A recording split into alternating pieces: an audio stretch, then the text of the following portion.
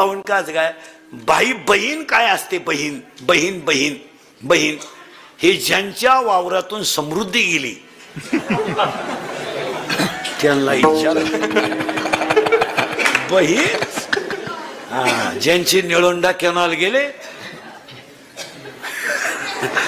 त्यांना विचारा बहीण 25% महाराज समाज फक्त औषध दाखवतो 25% लोकांचे पैसे परत गेलेत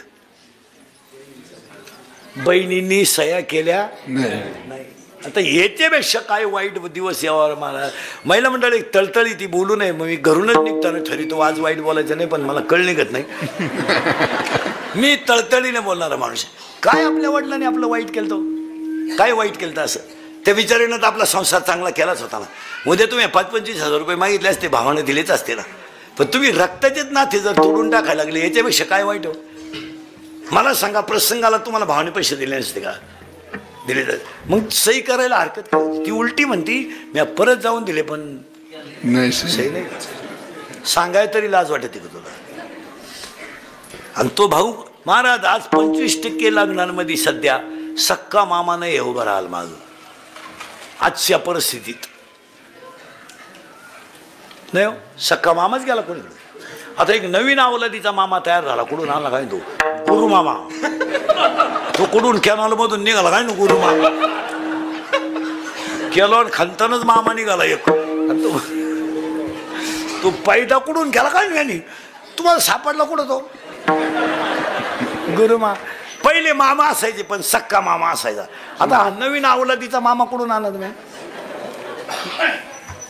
एक वाक्य सांगा शर्ट फाटू द्या दाढी वाढू द्या पायजमा फाटू द्या चप्पल नसू द्या पण भाषेच्या माग ओरिजिनलच मामा शोभतो त्या मंडपाला रस येतो महाराज जाऊ ते बा परिस्थिती सोडून द्या पण ते नातं शोभतं का नाही उलटी माणसं म्हणताय बा किती हुशार बहीने तिघ भाऊ धाकट्याला मान दिला बरं का त्याला वजन येतो आणि त्या लग्नालाही शोभा ते शुभून दिसतं मग बाकीच्या बाया सुद्धा पाहताना बोलत राहतात कोण राहिले गो माग अगं एक तर म्हातारा झालाय पण त्या लहाण्याला त्यांनी चान्स दिला त्या मामाचे कपडे किती खराब याला किंमत नाही त्याचं प्रेम किती दाटून येतं याला किंमत आहे आपल्या लोकांनी हे नाथे गोते पार संपून टाक आता एवढ्या बसल्या याच्यातल्या 15 जण आहेत माया पुढे बसेल का भावाशी बोलत नाही अशा इथं बसले आता मी नावा सगळं सांगलं आपलं काम वेगळं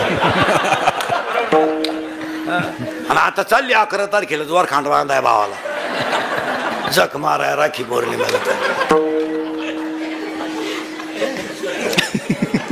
चालली द्वार खांड बांधाय जा कासरा ने कासरा कासराने लाव त्याच्या मुंडक्याला काय अहो मारदानी नेऊन तुला मी नाही नेलं मला अर्थ लोपले पुराणी नाश केला शब्द ज्ञानी विषय लोभी मनन साधन अवघे माऊलीने एक ओवी लिहिली महाराज मोराच्या पिसाऱ्यावर किती सुंदर डोळा असला तरी मोर त्याने कधी पाहत नाही काय ओवी आहे महाराज त्याच्या पुढे एक ओवी इतकी सुंदर आहे 13व्या अध्यायात लाटणं मोडल पण वाकणार नाही दगड शेवाळल पण पाझरणार नाही काय व्हावे लाटणे जैसा न नव्हे पाथरू न द्रवे आणि 16व्या अध्यायात कधी शिंदोर व्हाव्या दिल्या उसाला किती लांब तुर्रा आला काय फायद्याचा उसाला किती लांब तुर्रा आला काय फायद्याचा नपुसक पुरुष किती देखणा असला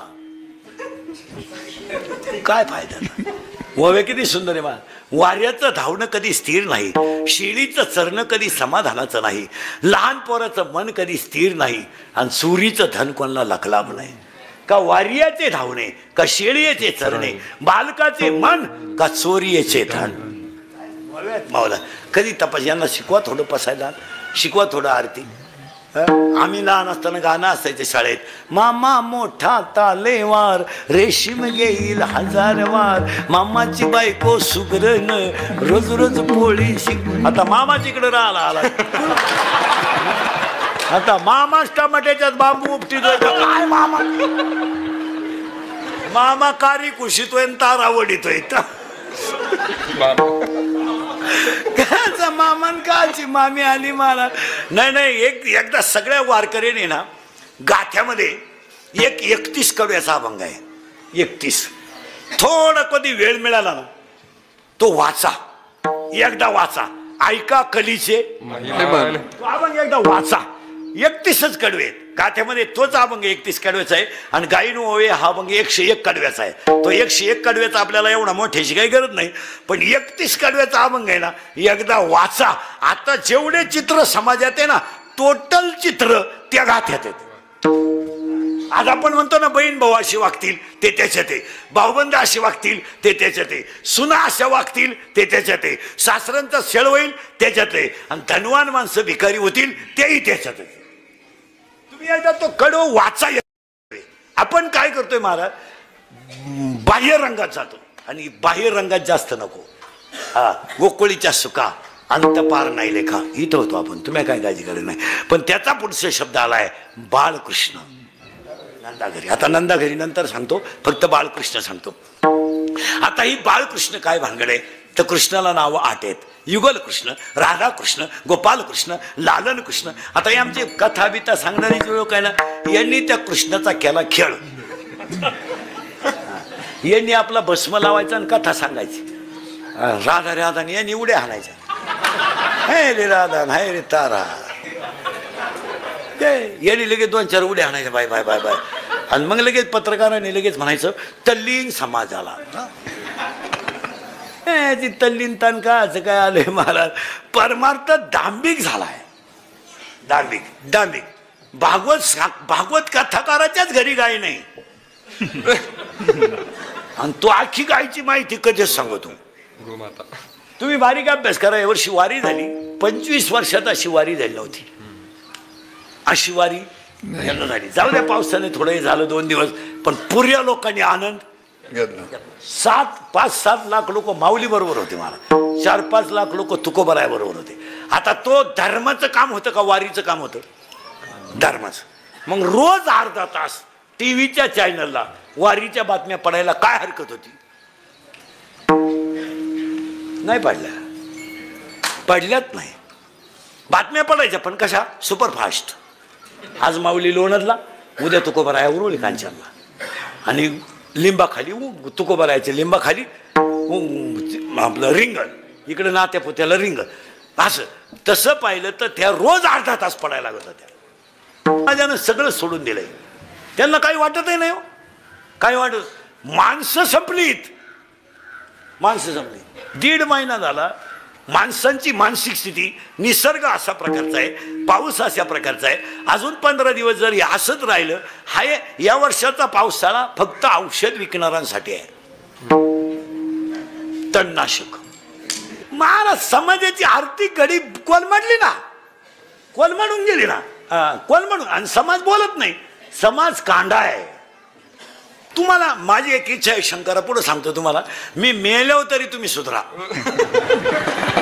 कारण मी आहे तर तुम्ही सुधारणार नाही याचा अंदाज मला.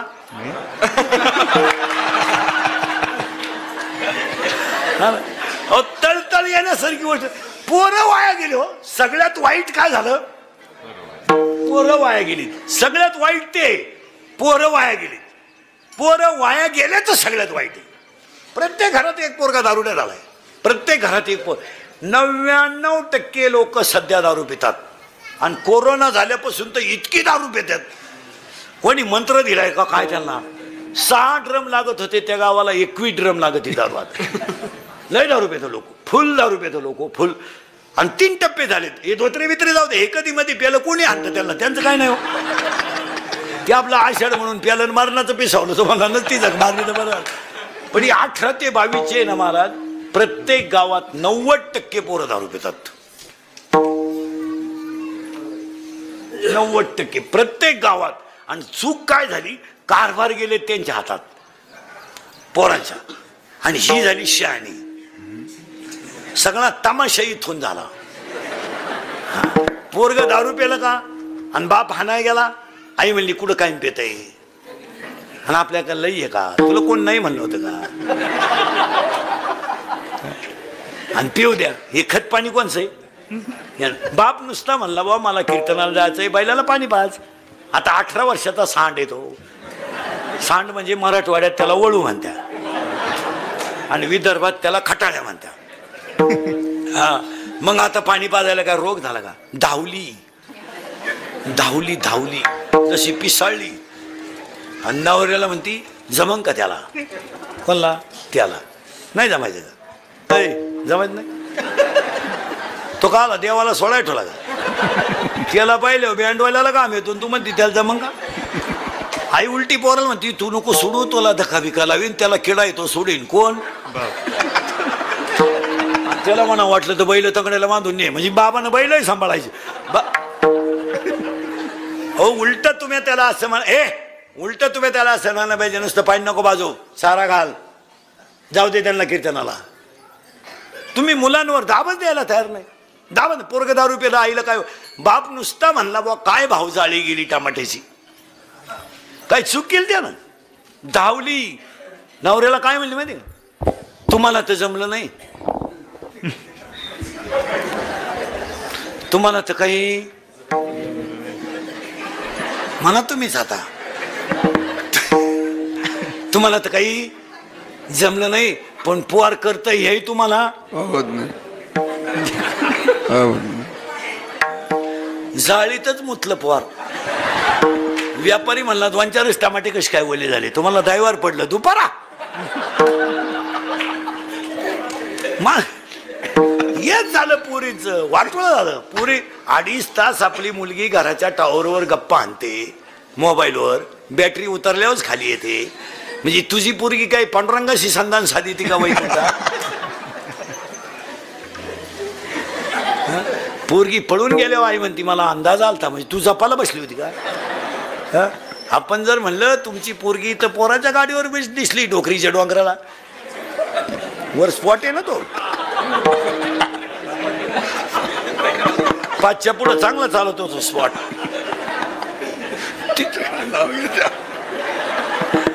तिकडं बसली, तिकडं बसली. ती म्हणती तिनं वनस्पती शास्त्र घेतलंय, ती पर्यावरणाचा अभ्यास करते. आता काय माणसं संपले ना महाराज, माणसं पार संपली महाराज. अंत बाळकृष्ण पण कुठं आला? गोकुळीच्या सुखा, गोकुळीच्या सुखा, गोकुळीच्या सुखा, गोकुळीच्या सुखा, गोकुळीच्या सुखा,